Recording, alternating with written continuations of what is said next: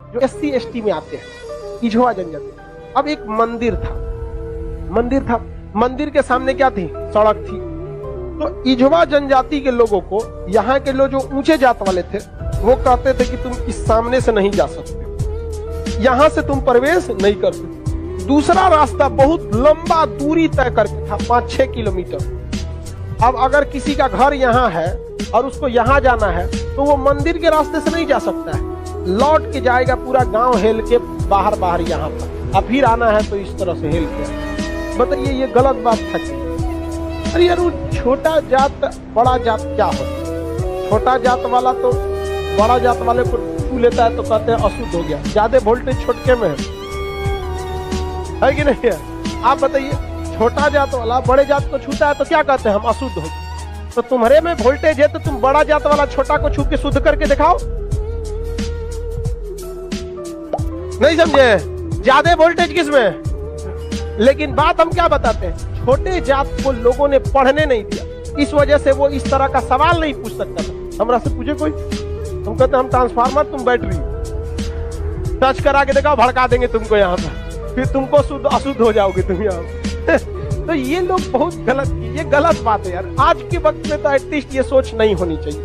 क्या छोटा बड़ा जात करते, मतलब क्या ही बताया जाए इसको? खुद हिंदू धर्म के शास्त्र में पढ़ी, आपको पढ़ाए ऋग वैदिक काल में जाति का निर्धारण कर्म के आधार पर, उन लोगों ने अपनी फायदा के लिए जाति के आधार पर कर दिया, वंश के आधार पर किया कि नहीं किया?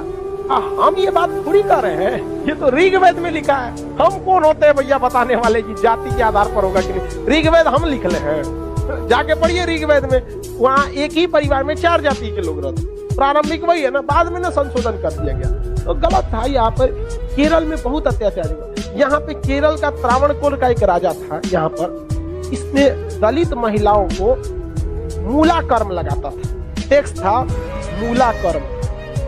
मूला कर्म एक टैक्स था जिसमें दलित लड़कियों और महिलाओं को अपना स्तन नहीं ढकना था, खुला रखना था। अगर वो स्तन ढकती है तो उसे टैक्स देना पड़ेगा ऊंचे जात वालों को, क्योंकि ऊंचे जात वाले को नीचे जात वालों से अलग करने के लिए ये तरीका लाया गया। अब ये बताइए, ये कितना नीच समाज की ये मानसिकता हो सकती है?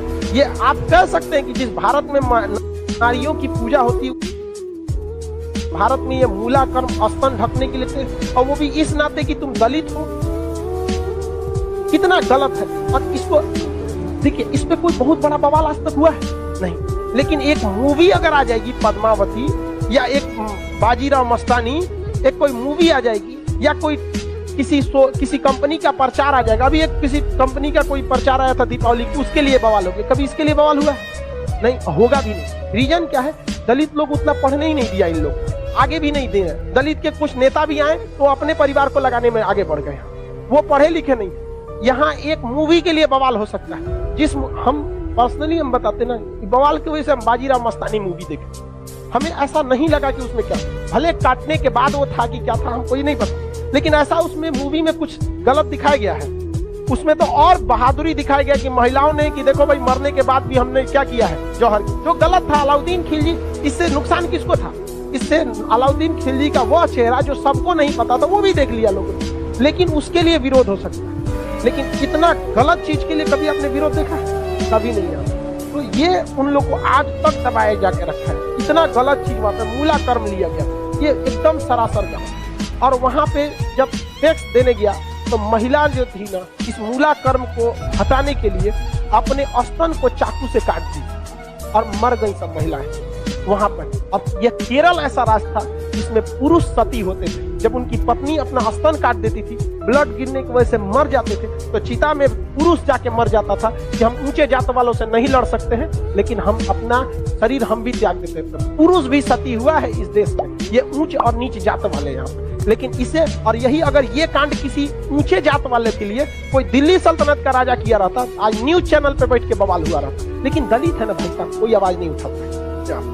इसलिए आप एजुकेशन रहिए, आप ऊंचे जात के हैं या नीचे जात के हैं, पढ़े लिखे नहीं रहेंगे ना तो लोग कचल के चले जाएंगे। और आप पढ़े लिखे रहेंगे तो अंबेडकर साहब का वो कथन याद रखिएगा, शिक्षा उस शेरनी का दूध है जिसने पिया है वो दहाड़ा है। तो आपको हर हाल में शिक्षा लेना है। वरना आपको लोग कुचल के चले जाएंगे। अंग्रेज तो छोड़िए, ये भारतीयों ने ये सा कुकर्म किया है। आप जलियांवाला बाग और इसमें देखेंगे तो ज्यादा खून खौलेगा आपको मूला कर्म में, जो भारतीयों ने किया यहाँ पे। और दिल को तकलीफ तो अपने पहुंचाते हैं, गैरों को पता क्या है कि दिल दुखता किससे। ये देश के लिए आपको शर्म आएगी। हमारी संस्कृति पे जहां हमें नाज होता है, ये हमारी संस्कृति में दाग है, दाग धब्बा है। जिस तरह चांद में भी दाग है ना, हमारी अपनी संस्कृति पे इस दाग को कभी भूल नहीं सकते हैं कि पूरी दुनिया में ये एक ऐसा देश था जहां मूला कर्म लिया जाता है। लेकिन आज भी बहुत हल्के में इसे ले लिया जाता है, हल्के में ले लिया। जानते हैं क्यों? क्योंकि ये दलित के साथ समझा गया कि नहीं?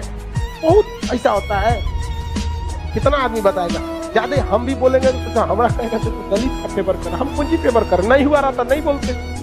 इजवा जनजाति के लोगों ने विरोध किया और इजवा जनजाति वालों ने क्या किया, इसको हटाया और मंदिर के सामने से वो क्या होने लगे ज्यादा। नहीं, भगवान ने कब कह दिया कि तुम हमको मतलब नहीं यार। राम जी सबरी के जूठिया बेर खाए, तू राम जी से बड़ा हो गया है।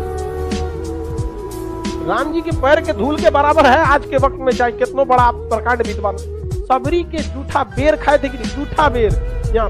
और आज लोग कहते हैं कि छू देंगे तो अशुद्ध। अरे भगवान जूठा बेर खाए, देख ले भाई, अब इससे बड़ा साक्ष्य क्या चाहिए। लेकिन नहीं, हम श्रेष्ठ रहेंगे, दूसरे को दबा के रखें। ये सोच बहुत गलत है समाज में, और ये धीरे धीरे सही हो। और इसको आप डायरेक्ट नहीं सही कर सकते। अभी समाज में ऐसे लोग हैं ना, जिनके दिमाग में ये बैठा हुआ है उच्च जात, हम श्रेष्ठ हैं। ये समाज के लोग धीरे धीरे धीरे धीरे डिकम्पोज हो जाएंगे। बूढ़ा होके समाज, नई जनरेशन आ रही है ना, ये जनरेशन सही है।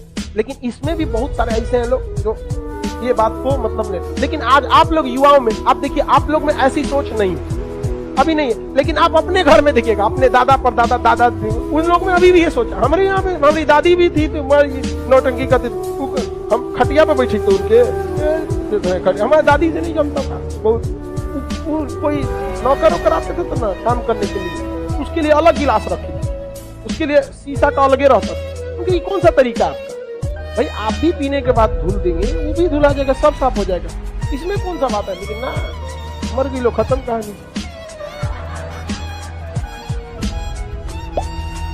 मेरी सच बता, हम तो सोचते हैं ना, कोई मरे तो हम उससे उठा के एक बार पूछे कि आपको ऊंचे जात वाले शमशान में फूके कि नीचे जात वाले, और जो आपको आग लगाएगा ना वो किस जाति का हो, हरिजन होगा। और जब तक वो मुखाग्नि ना देगा, आग ना देगा, आपका क्रियाकर्म ना हो। ये बताइए पावरफुल कौन? समझा कि नहीं? छोड़ो इस सब बात को। लेकिन क्या कहिएगा, आप शिक्षित रहिए। आपसे आदमी उम्मीद रखता है कि आप समाज में ये भेदभाव को खत्म कीजिए। क्योंकि आप जिस जाति में पैदा हुए, जिस परिवार में पैदा हुए, इसमें आपका कोई योगदान नहीं। हो सकता है कि आप किसी दूसरे जाति में पैदा हो सकते, तो आपकी ये कोई योग्यता नहीं जिसे आपने अर्जित किया। ये भाग भरोसे है कि आप नीचे जाते हैं